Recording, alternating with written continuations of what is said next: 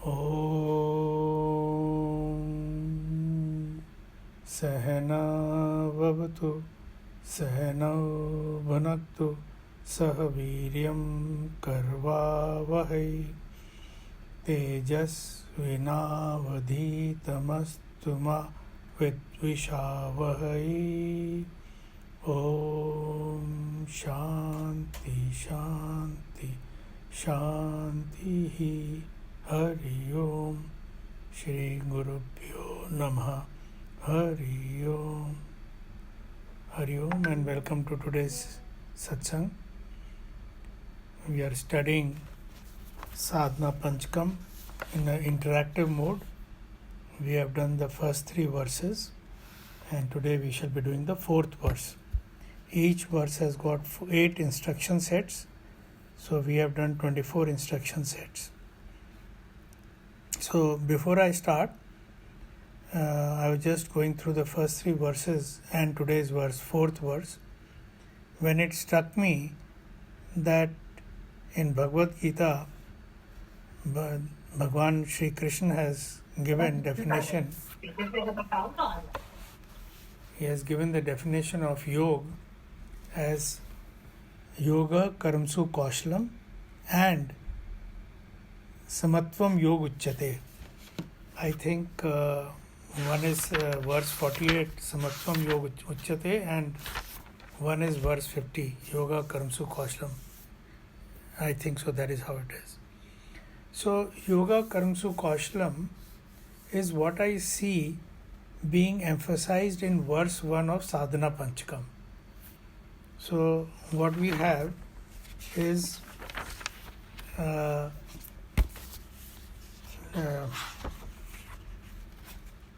in the very beginning, karm swanashtiyatam. Whatever you have read in the Vedas, you do them with full commitment. So when you do with full commitment, then you are moving towards excellence. And this is further when you drop all distractions of the mind while doing the karma, and you drop them by dropping the mind altogether, which is into desires, then the focus becomes increased. You have increased focus on what you are doing. And then he also says in verse 1, bhav sukhe dosho anusandhyatam. That is, consider all distractions of the world as an obstacle on your path. So when you take all these things holistically, you will find they are pointing towards kushalta in your karma. If you do these things honestly and sincerely, your karma will be nothing else but kushal. So that is getting established in one form of yoga. So I am not going over the verses 2 and 3. I'll go straight to verse number 4, which is the topic today. And here I find the underlying thought is of samatvam. And this is borne out by the fact that he says in the last line, in this second last sopan, audasinam abhipyasyatam. So audasin, if you see, audasin, the word itself implies indifference. And another word just above this is shitnosh adi vishhetam. Anilji, you are able to follow? You have the text ना? मैं actually वो खोलने की कोशिश कर रहा था साधना पंचकम अपने लैपटॉप पे।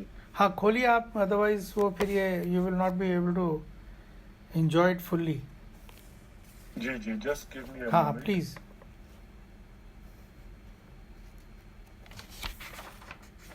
हाँ, बोलिए अरुण जी। हाँ, so the जी, last line, the second last instruction in this fourth verse, जी, औदासीन्यम abhipyasyatam.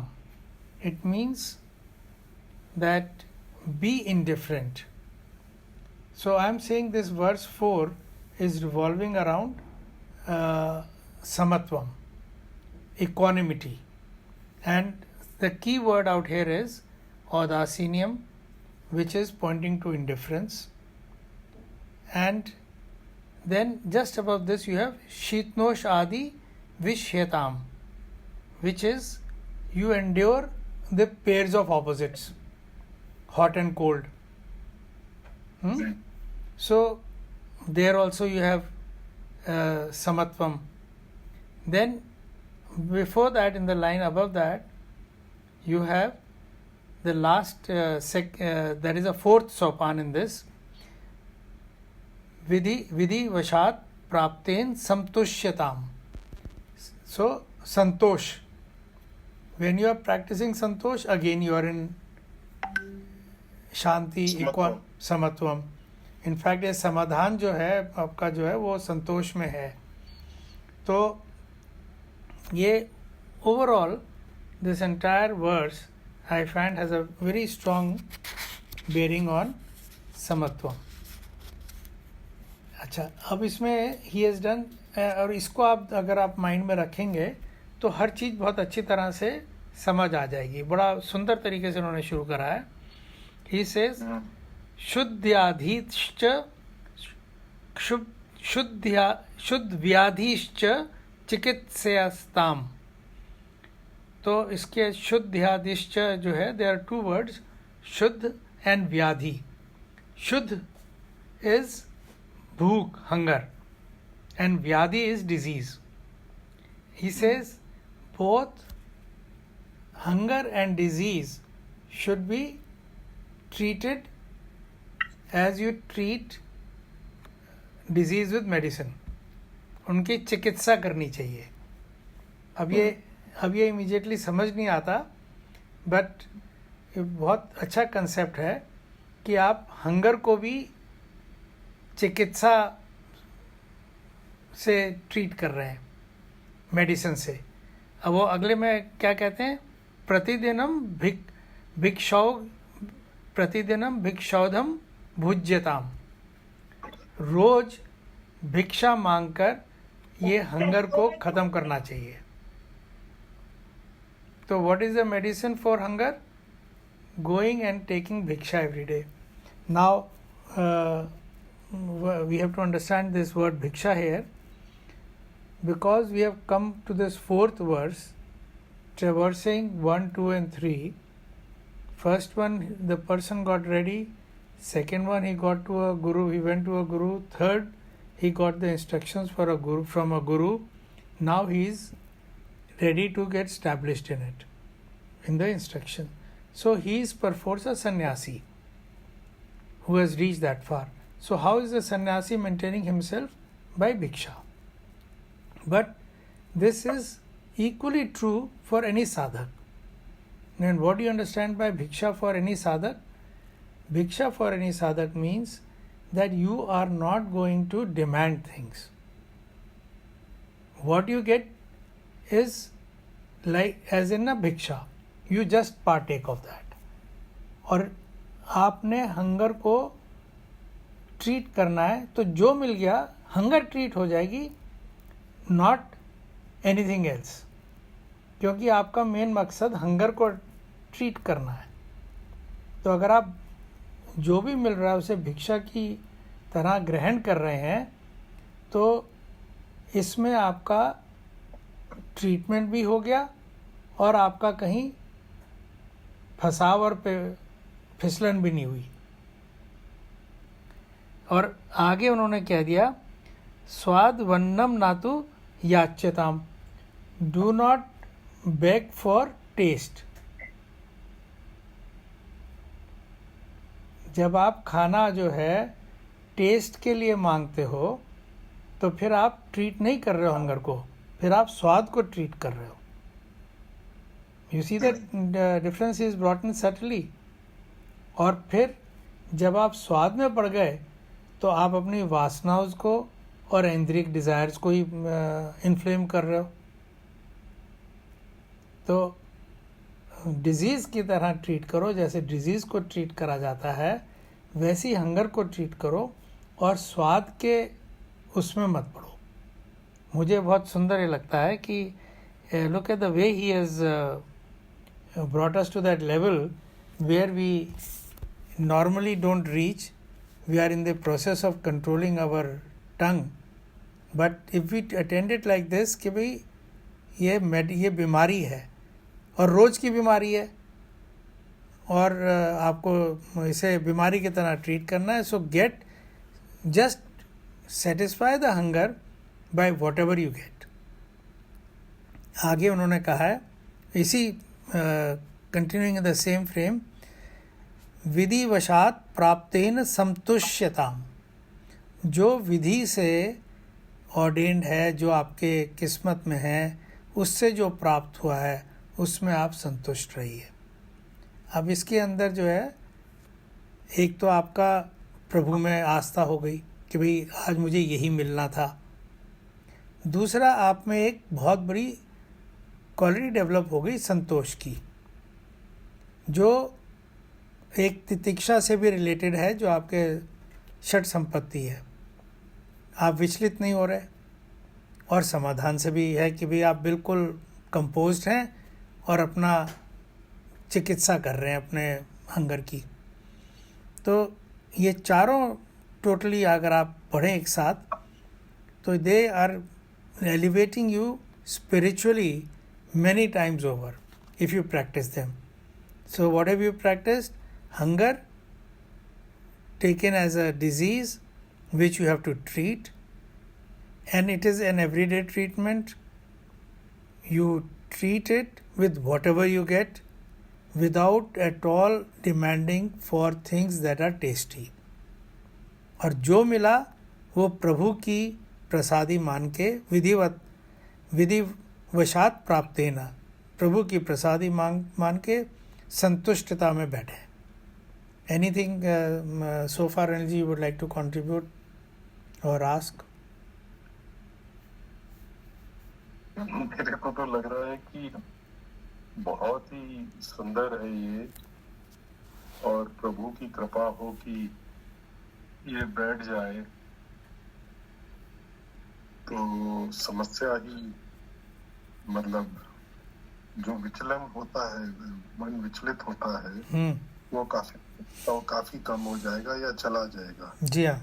क्योंकि जो भूख है, जो डिजायर्स हैं, उसमें सबसे ज्यादा मुझे लगता है जबान की डिजायर है. बिल्कुल बिल्कुल. सुबह दोपहर शाम रात ये जीभ चलती रहती है, और उसमें हम सुख ढूंढ रहे हैं और उसमें आसक्त होते जा रहे हैं. जी हाँ. इसको अगर हंगर कोई डिजीज की तरह माने, और जैसा भगवान कह रहे हैं कि जो काम करें वो कर्तव्य भाव से करें, फिर फल में भिक्षा में मिल रहा है. यज्ञ भाव से किया, जो मिला विधिवत. तो अगर भोजन शरीर का है, पेट का है, या अगर मन विचलित हो रहा है और मन कुछ चाह रहा है, तो उसको भी अगर डिजीज की तरह देखें. अब मैं ये बिल्ड कर रहा हूँ उसके ऊपर कि मन अगर इच्छा कर रहा है तो भाई ठीक है, आप अपना कर्म करिए जो विधि के साथ है. या वहां पर भी भगवान ने कहा ही है कि भाई जो सेंसेस के साथ टच होने पर, संयोग से जो सुख होता है उसको आप त्यागिए. जी हाँ. पहली वर्ष में ही है. बिल्कुल बिल्कुल. वो भव सुखे दोषो, तो भाव सुखे दोषों को जो अनुसंधियता, या तो वहां पे तो वो सारी सेंसेस का आ गया था. जी हाँ. इस सेंस के टच से. जी हाँ. उन्होंने ये भी कहा कि सेंस कंट्रोल करो. और और अब यहाँ पे थोड़ा और स्पेसिफिक होकर के कह रहे हैं कि भाई ये बीमारी है, जी तो हाँ, बीमारी की तरह ट्रीट करो। जी हाँ। और ये जो और प्रतिदिनम है, हम्म, इसके बारे में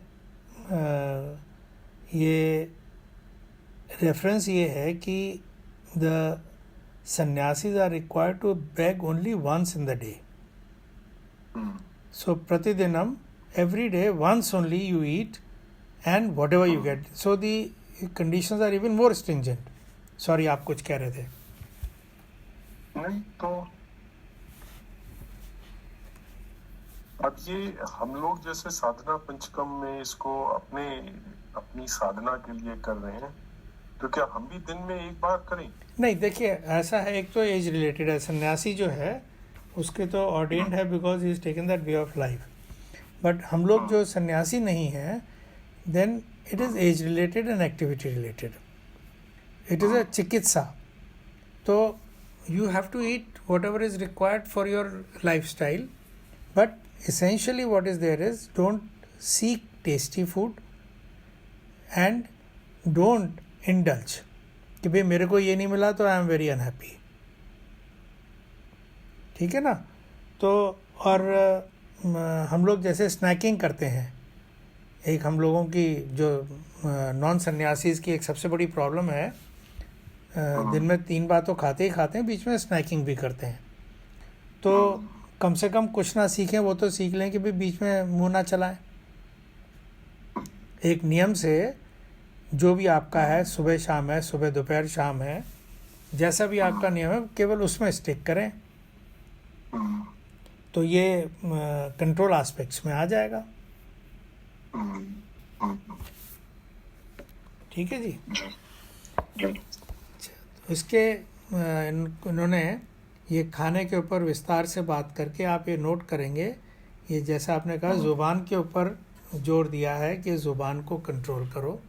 आगे और भी इंटरेस्टिंग बात करते हैं वो, ये कहने के बाद कि शीतनोष आदि विषयताम, गेट ओवर दी एक्सट्रीम्स. और हम लोग सब गीता के वो हैं ही, ये समता का सबसे बड़ा एक वो है कि भाई आप जो है not to get swayed by the pairs of opposites. And इसके अंदर राग और द्वेष भी आ जाता है, हॉट एंड कोल्ड भी आ जाता है, ऑनर और डिसऑनर भी आ जाता है, सभी चीज़ें आ जाती हैं, ऑल द रेंज. सो शीतनोष आदि जो है, it is indicative of all the range of pairs of opposites. And we have been discussing this from time to time. और द्वेष के बारे में तो आप खुद ही कह चुके हैं कि भाई इट इज़ रिविलेशन. प्रभु जो है वहाँ बैठते ही नहीं जहाँ द्वेष है. तो और द्वेष और राग साथ साथ चलते हैं. तो जब हम when we are getting over, we have to get over the pairs. Then the next one that he talks is very interesting. Natu vratha vakyam samuccharetam. He says, do not indulge in useless chatter. Vratha vakyam. अब उसमें पहले तो टंग का control बताया उन्होंने कि भाई आप खाने पे करो. अब टंग का कंट्रोल बताया कि बात फजूल की मत करो. अब ये क्यों उन्होंने कहा, इसके मुझे 2 चीज़ें लगती हैं. ये तो मतलब I think one does not even have to explain. ये तो बहुत एविडेंट है कि आप फजूल की बात करेंगे तो अपना मन जो है फजूल में ख़राब ही करेंगे. जो भी आपने बात करी वो वृत्ति तो बैठ ही जाती है, फिर जब आप काम करेंगे वो वृत्ति आएगी. Whatever you say goes into the cosmos and comes back to you in many ways. So वृथा में मत पड़े तो बहुत ही अच्छा है. But I am looking at from another angle. क्या है, आपने सुना होगा कि कभी आदमी कुछ कहता है, सच आ जाता है, तो कहते हैं भाई ये आपके मुंह में सरस्वती जी बैठी होंगी. The goddess of walk is Saraswati देवी. तो अगर आप यूजलेस चैटर में अपना एनर्जी और अपना जिह्वा को यूज़ करेंगे तो इट इज़ एन अनादर टू वाक देवी. उनका आप अनादर करें. Vak Devi which is Saraswati Devi. Okay. वो आप उनका अनादर कर रहे हो, क्योंकि वहाँ उनके बैठने की जगह है। वो she is a goddess of speech. तो आप अगर व्यर्थ बात कर रहे हैं तो आप उनका अनादर कर रहे हैं, which should be, I mean, वो करना तो करना, सोचना भी नहीं चाहिए किसी को। अच्छा, दूसरा आप देखेंगे कि आपने तत्वबोध में पढ़ा था कि स्पीच की जो प्रिजाइडिंग डेटी है दैट इज़ फायर, अग्नि। और हमारे शास्त्रों में और हमारे सारे कर्म कांड में जो भी चीज़ हम देवी देवताओं को पहुंचाते हैं वो अग्नि के माध्यम से पहुंचाते हैं। जितने याग यज्ञ जितने भी हैं, हमारी जो भी ऑफरिंग है थ्रू अग्नि है। अब स्पीच की प्रिजाइडिंग डेटी फायर है, और हम अगर वृथा वाक्यम में इंडल्ज करेंगे तो what are we saying? We are asking Agni devata to carry useless things. तो आइदर वे आप इसको जैसे सोचें, माँ Saraswati is the goddess of speech, Agni is the presiding deity of speech, तो किसी तरह से भी देखें तो you can not afford to talk loose and useless. और फिर इससे आपकी जो एनर्जी सेव होगी, that should prompt you to make spiritual progress. अब स्पीच यूजलेस क्या है? Any speech that does not pertain to your spiritual growth and development, जिससे सत्संग ना हो, वो यूजलेस स्पीच है।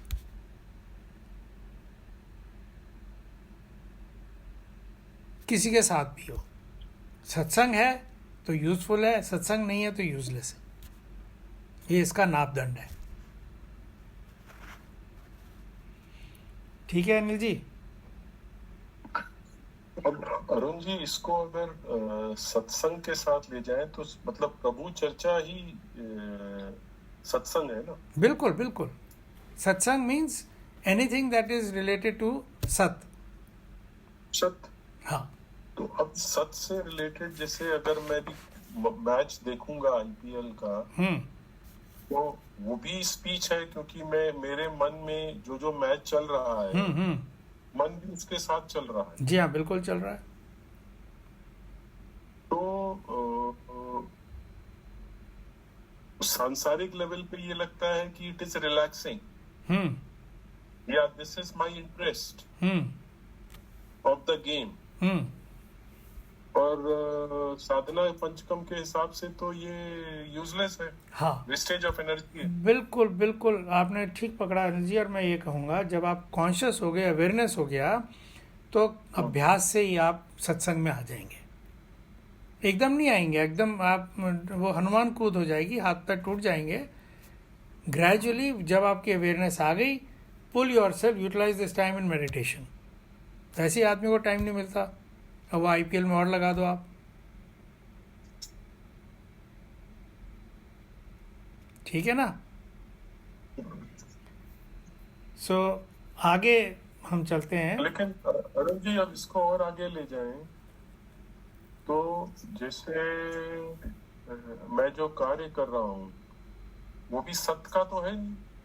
कौन सा कार्य जो अपने ऑफिस का कर रहे हैं? जी नहीं, वो तो आप देखिए ना, आपकी ड्यूटी है, जो आप कर रहे हैं वो ड्यूटी है, और उसको ड्यूटी को अच्छी तरह करना वो आपका धर्म है, और वो ड्यूटी सत कार्य। ड्यूटी सत कार्य कैसे नहीं है?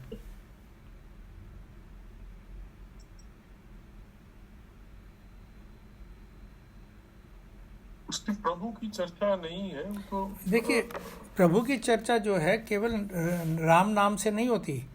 प्रभु की चर्चा तो जहाँ पे भी प्रभु हैं, ड्यूटी में प्रभु हैं। पहले ही कहा ना, आप वेदास पढ़िए और जैसा वेदा कह रहे हैं वो करिए। वेदा ही कहते हैं भाई अपनी ड्यूटी करिए।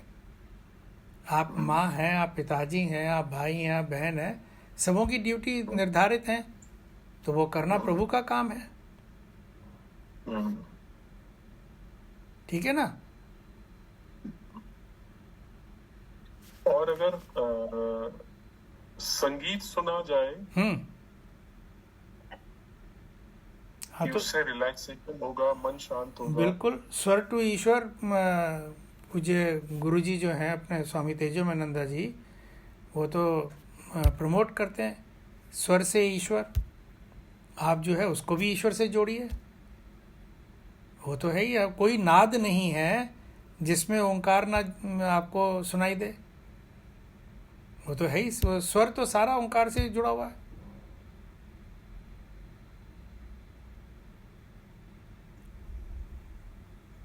और आईपीएल जो है ईश्वर का कार्य नहीं हो सकता है कि वो देखिए, एंजॉय कर रहे हैं। मैं आईपीएल जो है मैं उसको इस तरह से कहूँगा, सचिन तेंदुलकर ने अपनी पूरी लाइफ उसके अंदर लगा दी क्रिकेट खेलने में। उसके लिए वो भगवान का कार्य है, and he is known as the god of cricket. जिसने उसे अपना व्यवसाय बना लिया, जिसने अपनी ज़िंदगी उसमें निछावर कर दी, वो उसके लिए वो वही भगवान का कार्य है वो।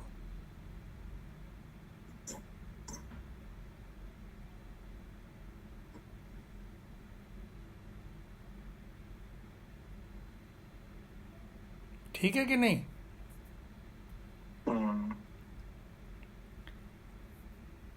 अगला वाला हमने बात तो कर ली है, थोड़ी सी कर देते हैं। औदासीन्यम अभिप्यस्यताम, और आप जो है अपने आप को इंडिफरेंस में बैठा लें।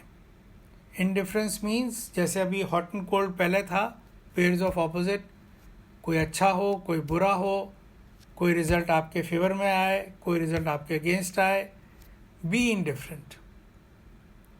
जो मैंने शुरू में कहा, ये मुझे अहम शब्द लगता है इस वर्स 4 का, जहाँ समत्वम की मेन एम्फेसिस है और indifference is a quality which will give you that समता।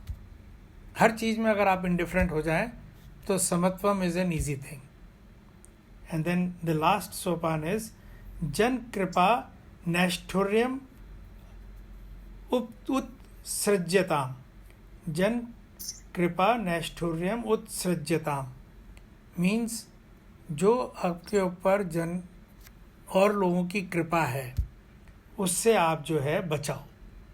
और उसके लिए पूज्य गुरुदेव स्वामी चिन्मयानंदा जी ने कहा है कि आप जो सोसाइटी आपको दे रही है उससे ज़्यादा आप उसे वापस करिए। So anybody who is a debtor will be a slave. और अगर आप ज़्यादा वापस कर रहे हैं तो you will not feel like a slave and you will be free to be yourself. अगर आप किसी के काइंडनेस के नीचे झुक गए तो फिर आप फ्रीडम आप में ख़त्म हो जाएगी, आप अपना एक्सप्रेशन आपका ख़त्म हो जाएगा। और एक योगी जो है ही हैज़ टू बी फ्री। तो किसी के बोझे के नीचे नहीं रहना। आप जितना आपको सोसाइटी दे रहा है उससे ज़्यादा आप सोसाइटी को दो। ये this should be the thumb rule of your life. उनकी जो मिशन, वो जो प्लेज है चिन्मय मिशन की, उसमें भी उनका यही है कि भाई may we give back to the society more than what we get from it. तो इन 8 स्टेप्स में मुझे ऐसा लगता है कि समत्वम के ऊपर बहुत जोर है, और इसके ऊपर हम अगर इसमें बैठेंगे तो जो पहले हम महावाक्यों का अध्ययन करके आए गुरु से, और उसके बाद हम समता में बैठ जाएंगे तो फिर हमारा मन इधर उधर डोलेगा नहीं, और हम जो है उन वाक्यों के ऊपर पूर्णता से काम करके अपने में उतार पाएंगे। ऐसा मैं समझता हूँ, जो भगवान ने लॉजिकली सब ये डेवलप करा है मॉडल। ठीक है अनिल जी, आज के लिए जी जी जी मैं कंक्लूडिंग प्रेयर कहता हूँ। जी। ओम पूर्णमदः पूर्णमिदं पूर्णात् पूर्णमुदच्यते पूर्णस्य पूर्णमादाय पूर्णमेवावशिष्यते। ओम शांति शांति शांति। हरि ओम। श्री गुरुभ्यो नमः। हरि ओम।